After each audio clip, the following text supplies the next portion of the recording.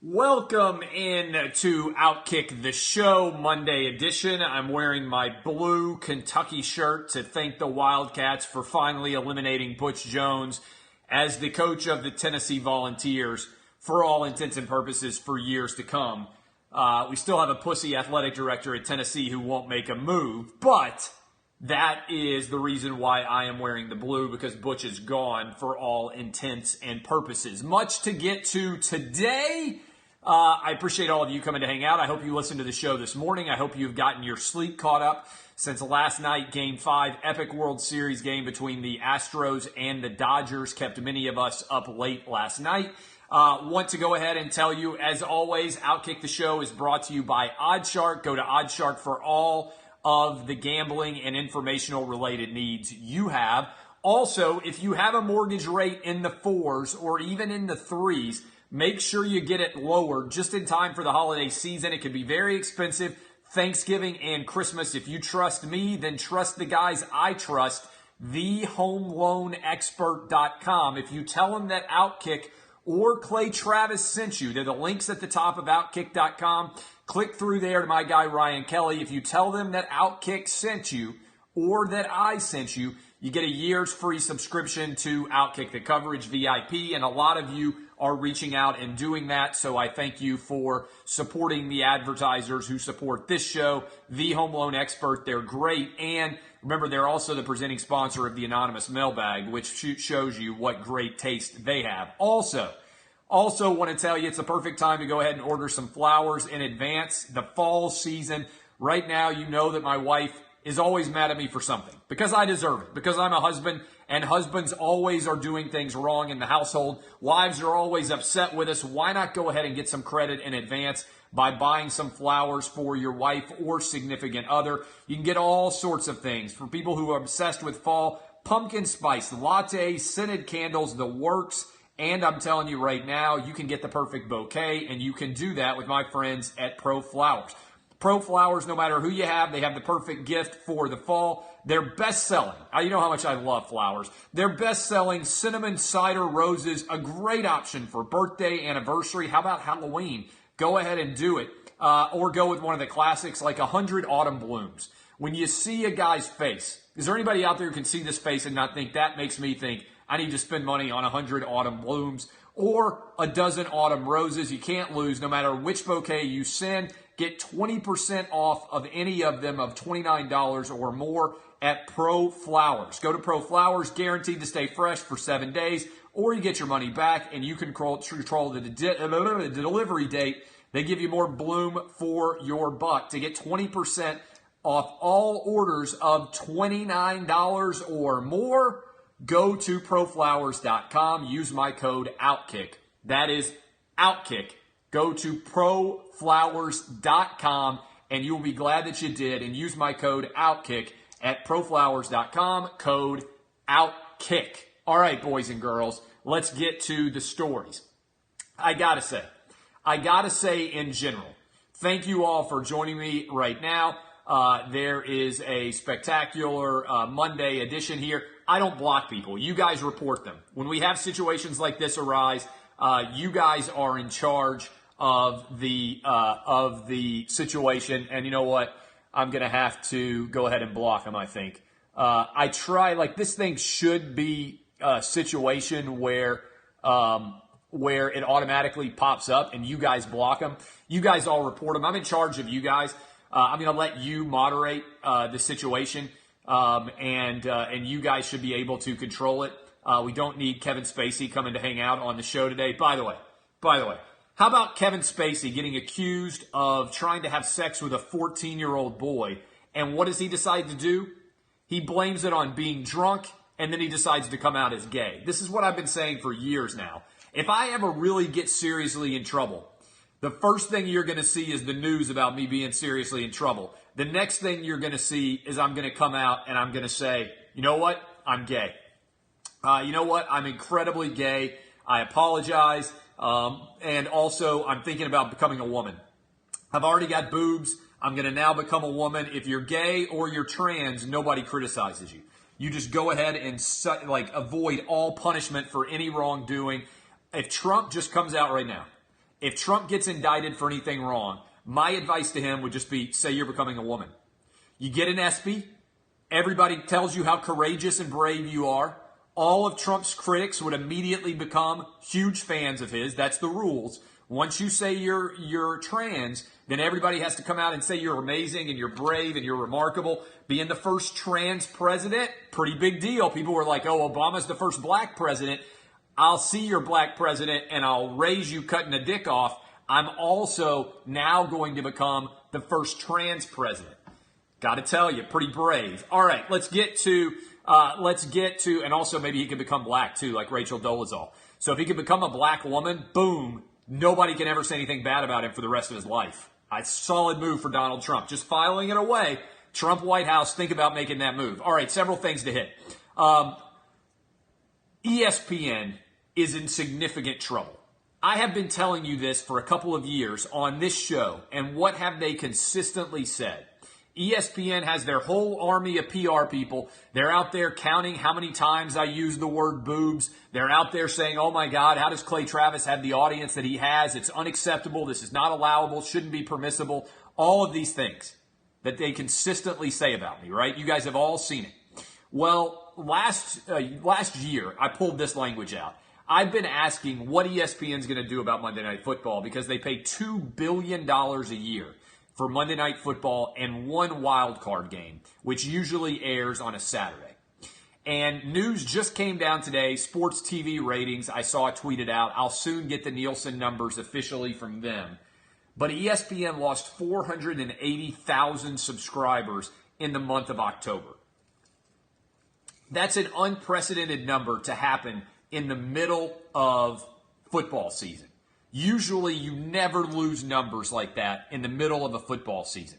480,000 subscribers translates to right around 15,000 subscribers a day who are abandoning ESPN. I want you to think about that for a minute. Every single day in October, according to Nielsen, 15,000 households cut their subscriptions to ESPN, dropping the overall number of households that ESPN has, I believe, to 77 million. That's down 13 million from just a few years ago. And the resulting story is big time significant. The resulting story is today, ESPN tried to slide out a story through the guy who literally wrote the book on ESPN, this guy Jim Miller. And I will say ESPN and Oral History is a really good read. If you're interested in sports media, if you want to buy somebody something for the holidays, if you got a kid, or if it's you, if you're interested in sports business, sports media in general, it's a great read.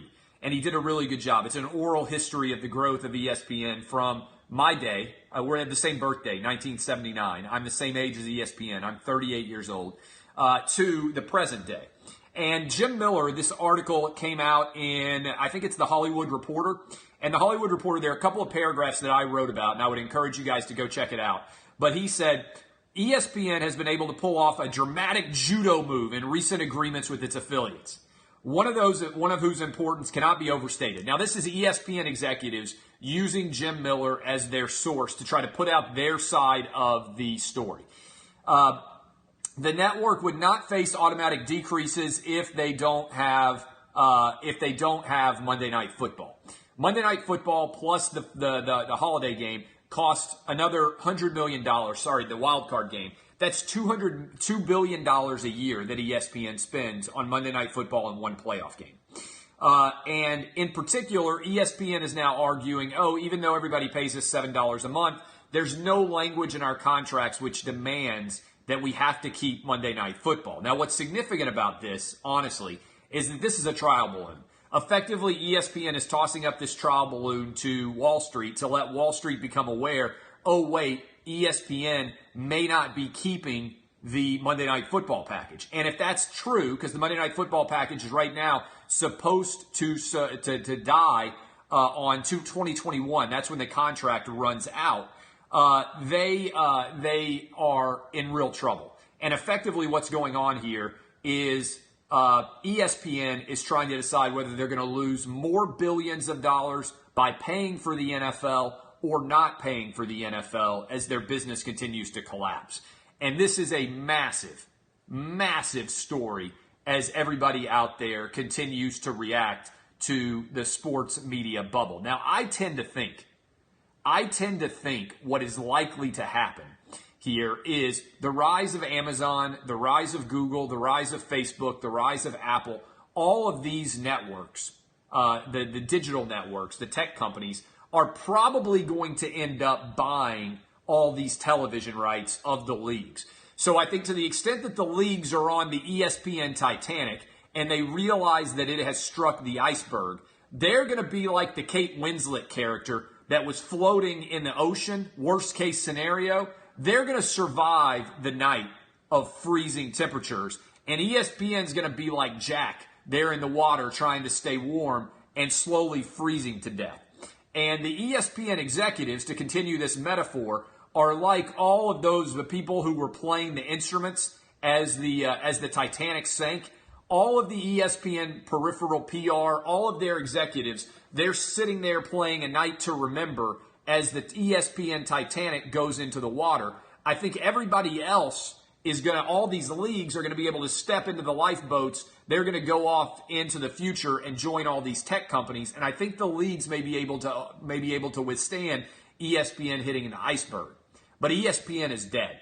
ESPN is a dead company walking, and I believe it's actually going to happen even faster than I predicted that it was. If you've been reading my articles about ESPN as a dying company, you know that I predicted, I think it was 2021, that they would start to lose money right as the ESPN contract the Monday Night Football contract came due.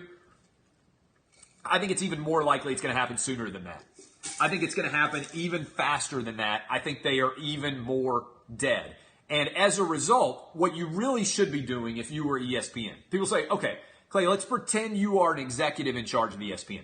I think this makes sense. You start to kind of touch all these things. Why did ESPN sign a deal with Barstool? Desperation. Because ESPN is aware that they don't create any original programming that matters. All they have is they rent these games from the leagues. Okay, they rent these games from the leagues. And as a result, they rent these games from the leagues, but as soon as their contracts run out, when ESPN's deal with Monday Night Football runs out, if it runs out and they don't keep it, then when ESPN's deal with Monday Night Football ends, then it's over. They don't retain anything. Compare that, let's say, with Game of Thrones. When Game of Thrones ends, HBO has the right to all the subsidiary shows that could exist from Game of Thrones, all of the continuing stories that they continue to build on, or even in Disney. Look at what Disney has done in buying Marvel and also in going out and buying the Star Wars movies, the LucasArts. They have bought up all that original programming. That's a smart move because you own that forever. What ESPN owns with Disney is just a distribution network, and distribution costs are going to zero. I talk about this all the time. I bet this show that I'm doing right now, people are like, oh, you just have a show on Periscope and you just have a show on Facebook.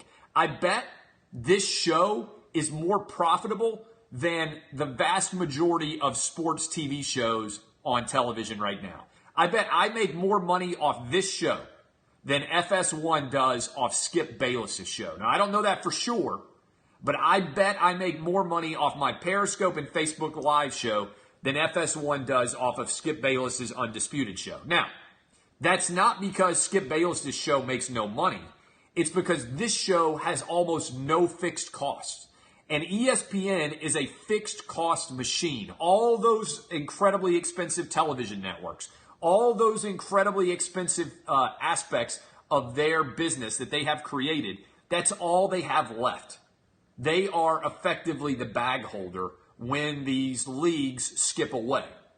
And so as a result, ESPN has drastically overpaid because they're aware, man, if we don't have these leagues, then we have no business at all. Now what message they sent out today is important. They're actually saying we can't afford to buy Monday Night Football anymore. What else are they likely to be unable to afford to buy in the years ahead? I don't think they're going to be able to afford to buy the college football playoff. I think they're going to either have to move the college football playoff to ABC or they're not going to be able to afford to buy it. And I can't wait to see what the fallout of all of this is going to be. I think a lot of talent, like me, what would you do if you were ESPN? That's the question I started with. I would start trying to create all sorts of original programming that people like, irrespective of the fact that it may not be hardcore sports. For instance, why shouldn't ESPN be trying to create a bunch of Friday Night Lights era shows? They tried to do this with playmakers. But if I were in the business of ESPN, I'd be trying to do that. And I think that's what they tried to tip their toe in the water. So desperate to be liked and so desperate to find a way to connect with young millennials that are not subscribing to their network that they decided to partner with Barstool. As soon as their whiny employees who had, I don't blame Sam Ponder. You know, she got shed on by Barstool. She had the right to fire back at them.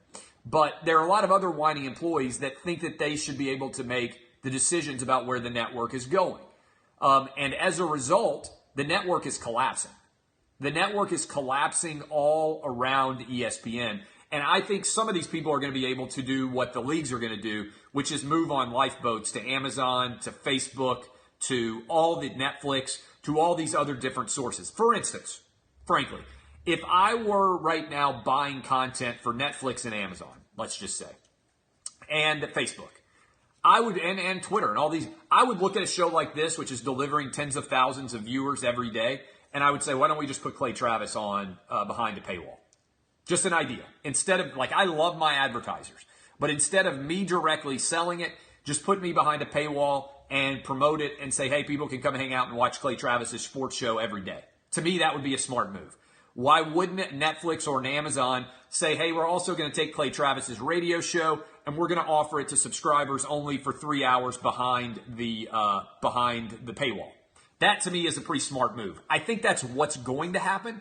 And I think, frankly, there's probably enough of you that would subscribe that they could probably make money off of that. If you're already not subscribed, you would subscribe. They could also start to sell a little bit of advertising with it, play around with it, and do it in an intelligent way. I think that would be an interesting way to try to put your foot in the water. What ESPN tried to do was get Barstool, and they got blown up. It was a bad decision. Now, I'm happy 100% being independent. I don't ever positively, in a positive way, ever have to work with a major company again. I think the other thing that's going to happen is individual brands, i.e. people who've created audiences for themselves, will start going direct. They'll start going direct and they'll start to be able to take advantage of what I've done. I'm several years ahead probably of the overall scheme because the TV people are like, oh, I watch Clay Travis's show, but there's no bells and whistles associated with it. Well, we'll probably be adding more bells and whistles as we move forward, but what people love about this show is the authenticity. They're not coming here to see highlights because they can see highlights on their phone already. They're coming to hear truthful arguments and authenticity that's not going to exist anywhere else. So that is that's my story. The inmates are running the prison at ESPN. Yes, indeed. And that's going to lead me into number two. Story number two here. I talked about this on Saturday if you watched our Saturday pregame show. I talked about it this morning on Outkick the Coverage, my radio show. I think that the coverage of the Houston Texans protest is one of the biggest failures in the history of the sports media because nobody called out the stupidity of this protest. The Houston Texans protest, I would like to apologize to Colin Kaepernick. I said that he was the dumbest protester in the history of sports. I apologize, I was wrong. This Houston Texans protest was truly the dumbest protest in the history of sports. I want to review for you what happened. In a private owners meeting, a 79-year-old, soon-to-be 80-year-old man by the name of Bob McNair, the owner of the Houston Texans, in discussing the impact of the protest on their business, said, and I quote, "We can't allow the inmates to run the prison." That is a bastardization of a very popular idiom. We can't allow the inmates to run the asylum. And arguably, what Bob McNair said is actually more accurate because inmates are typically connected to prisons, not to asylums. So I think he just bastardized that phrase with a subtle variation. Not that big of a deal. When he said it, it was an idiom. It's a thing that literally is a figure of speech, not speaking directly as an analogy. That is, he was not calling players inmates. He was not equating his team with a prison. I regularly will say about my own children when they are making suggestions. We can't let the inmates run the asylum to my wife. She'll be like, hey, the kids want to do X, Y, or Z. And I will say, hey, wait. We can't let the inmates run the asylum. I clearly am not calling my 9-year-old, my 7-year-old, or my 3-year-old, my 3 sons, inmates, and I'm not equating the Outkick mansion with a prison. I am using a figure of speech, much like when it's raining really hard outside. I might say to my wife, man, it's raining cats and dogs out there. I don't mean that literally cats and dogs are falling from the ceiling. If I say to you, a penny for your thoughts, I'm not literally reaching into my wallet and giving you a penny to value your opinion as low as I possibly can. When I say, oh, you know what, I'm feeling under the weather, that's not a literal suggestion that I am feeling as if I am underneath the weather. These are all incredibly popular idioms. If I say there's more than one way to skin the cat, PETA shouldn't show up outside assuming that they're going to see me with a carving knife. If I say my kids' Halloween costumes cost me an arm and a leg, I'm not showing up with a saw like I'm Jigsaw or whatever that guy's name is from the Saw movies and sawing off my arm and my leg to give payment for all of those costumes. That is because they are idioms. They are not the words themselves literally standing alone. Okay? The fact that the Houston Texans collectively were too fucking dumb to understand this, and that they were too dumb to pull out their phones and actually look them up as that info, is to me indefensible. Moreover, the fact that DeAndre Hopkins and other players left practice and refused to play is even dumber. I said this example on the show this morning. I do Fox Sports Radio. So does Colin Cowherd, Dan Patrick, and Doug Gottlieb. I am certain that at some point in time, the four of us have had an opinion that differs than the people who are our bosses. If I found out that before, when they were discussing an idea of mine, they had said, well, we can't let the inmates run the asylum, do you know what I would have said? Totally understand. You run a business. I made a case, you disagreed with it, and you think that allowing an employee to dictate a decision like that would make the business worse. There's a 0% chance that I'm not going to show up for work. In fact, the most unfortunate aspect of this entire story is the message that it sends to all the young kids out there, which is, if you're an idiot and somebody says something that you think is offensive, even though you're too dumb to understand that it is not, you should not go to work. You should protest and claim to be offended. There was nothing that Bob McNair said by using this idiom that was even a billionth as offensive as the average day's trash talk is in an NFL game.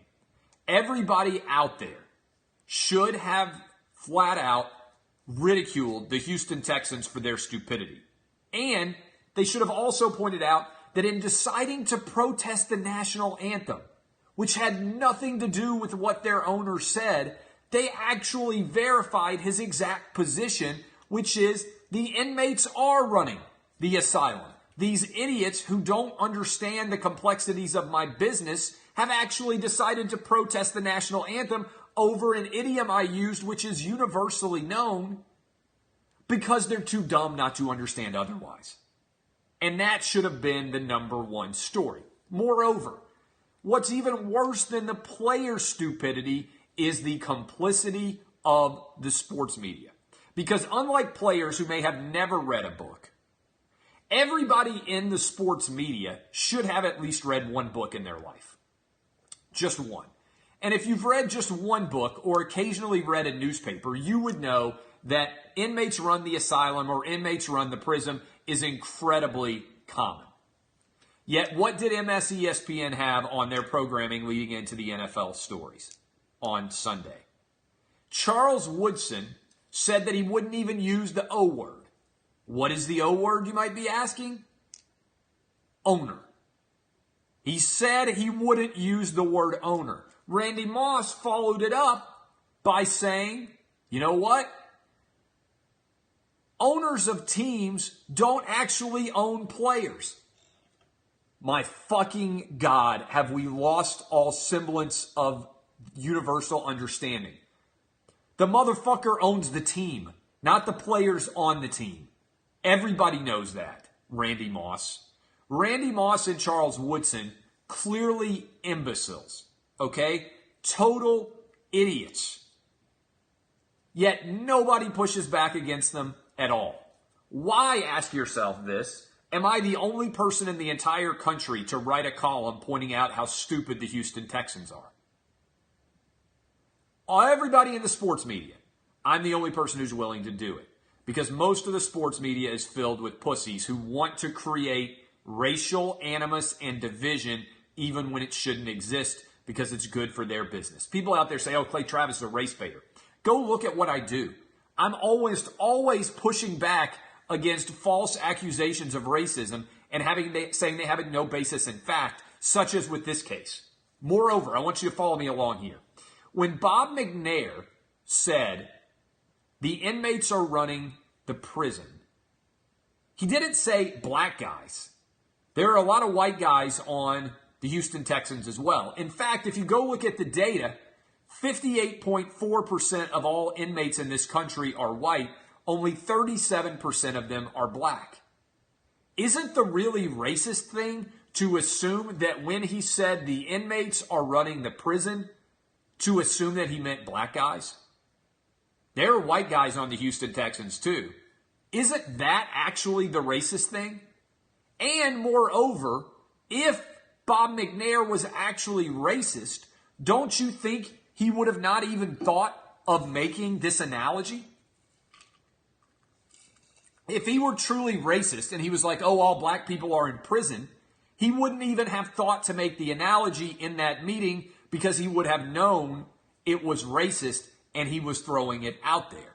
Which circles back around to me, the most racist people in this country now are the people who see racism in everything, even where it doesn't belong. Now, to Bob McNair's good fortune, at least he said at least he didn't say we can't have the monkeys running the zoo. Or there's too many chiefs in the tribe or whatever. What's the phrase? Too many chiefs in the too many chiefs, not enough. What's the phrase? I've already forgotten that one now. Too many chiefs. There's too many chiefs in the teepee. What's the word? He should have never not enough Indians, too many chiefs. That's right. Not enough Indians, too many chiefs. Because he'd be in real trouble then. What he should have said is he should have never apologized. He should have said, I apologize. Here's my apology. I feel bad for our country that there's so many fucking dumb people that they don't understand what I meant when I said we can't have the inmates running the prison. I hate that there are so many idiots out there. What I meant to say was this. We can't have stupid employees killing the business of owners that we have spent generations building because these nincompoops are not smart enough to avoid protesting the national anthem.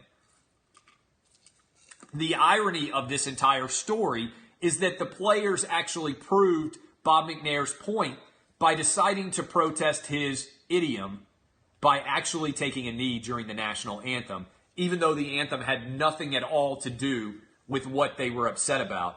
They should have protested their own stupidity for being a bunch of illiterate sons of bitches who couldn't manage to actually read a book or Google a phrase and figure out what exactly happened.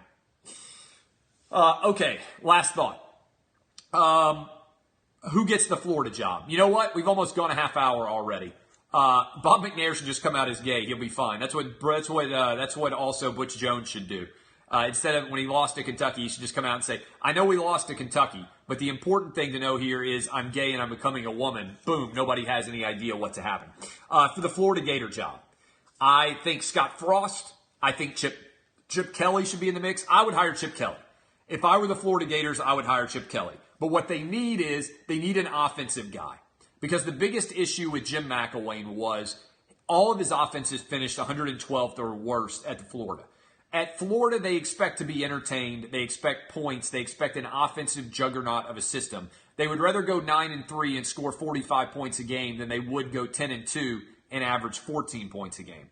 We know Will Muschamp wasn't a fit because he was a defensive guy, but all Jim McElwain did was win with Will Muschamp's defensive players. He was never able to develop any kind of offensive congruity at the quarterback position. So I think what needs to happen if you are Florida Gators is you go find the best damn offensive coach in the country, whether it's Scott Frost, Chip Kelly, or Dan Mullen. I think all three of those guys are big-time offensive playmakers. I think it will be one of those three guys. I would wager a lot of money right now on Dan Mullen, Chip Kelly, or Scott Frost. One other wild card that I'll put out there, Bobby Petrino. I don't know, given the results that he has had at Florida, whether they would be willing to sign Bobby Petrino, but I would be intrigued to see what could happen there. I love all of you. That is my suggestion on Florida. We'll talk a lot about that tomorrow on Outkick the Coverage. Mike Gundy's not a bad theory. Bob Stoops, I would make a call. I don't know if he'd come out of retirement. Remember, Bob Stoops was initially a defensive guy, so you would still need an offensive coach with Bob Stoops, so it doesn't necessarily make the most sense. I am Clay Travis. Thank you for following Outkick the Coverage. Share this show if you trust me. If you trust me, which all of you should, because I'm right about pretty much everything, share this show. People say, hey, you need to listen to Clay Travis. He's the most honest man in sports and otherwise. I love all of you. DBAP, my name is Clay Travis. Hold on. Somebody's going after the picks. 2 straight winning weeks. We're rolling on the picks. Respect the picks or I will block you. Love all of you. My name is Clay Travis. This is Outkick the Show. DBAP, thank you for hanging with us on a great Monday. Tomorrow is Halloween. Kisses you.